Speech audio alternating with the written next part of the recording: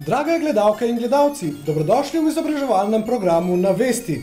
Danes si bomo pobliže ogledali temo dobrega delovnega okolja, ki je, kot vsi dobro vemo, predpogoj za velike dobičke, ki danes oblikujejo našo ljubo gospodarsko rast.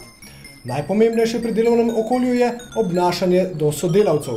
Prvi primer napačnega obnašanja je, če pojav poimenujemo strokovnim izrazoslovjem, naporno sodelovanje. Pa poglejmo.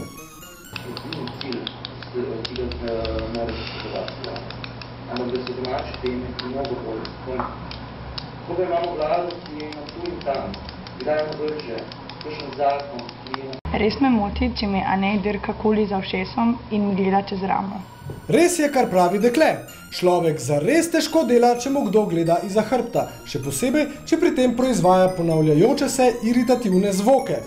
Pa poglejmo naš drugi primer, nadlegovanje s fizičnim kontaktom. Količino denarja, dobimo manj blaga.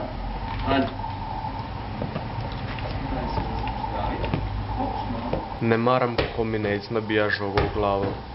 To znižuje mojo produktivnost. Tudi fant ima prav. Produktivnost na ta način zares pada in to vsekakor ni dobro. Naš tretji primer je nekoliko bolj zapleten. Poleg otežkočenega dela se namreč posledice pojavljajo tudi doma. Smo naročili mi tele blazine rdeče, ne moramo biti tele modre blazine, tle pa kako bo to izgledalo, porka dušno? A tle pa tej bajti sploh kaj dela? Ja, čujem, res nič ne slišam. Pa pa tlele me ignoriraš na telefonu, ne moreš se tako zabavati, tle. Moment, res. Alo, a už kaj delo ti? Kaj si šel? Ja. A tlele si se postavil, a sem jaz rekla tam ne delati?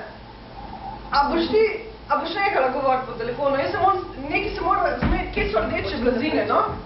Ne maram kričanja, zato imam doma sobo obloženo z vato, da se ne sliši noben zvok. Ubogo dekle. Na tak način bo še ob pamet. Ob pamet pa lahko poštenega delavca spravi tudi naslednje obnašanje.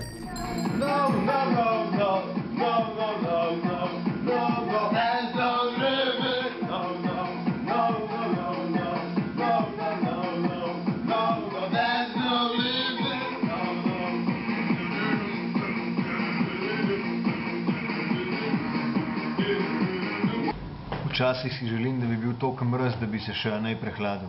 Ojoj, tega si pa res ne želimo. Pomislimo le, kaj bi pomenilo za proračun firme, če bi šel zaradi posledic neprimernega obnašanja eden izmed delavcev na bolniško.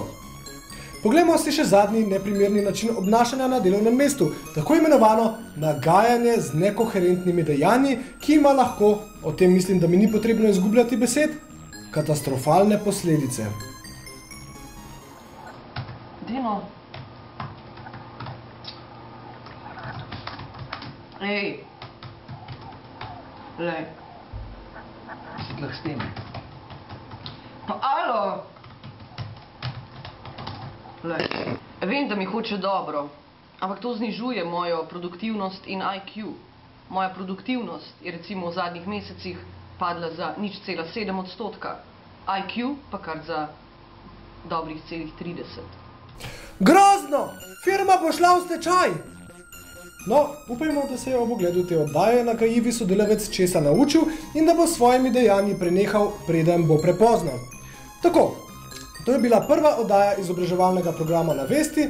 Lep pozdrav in nasvidenje prihodnjič!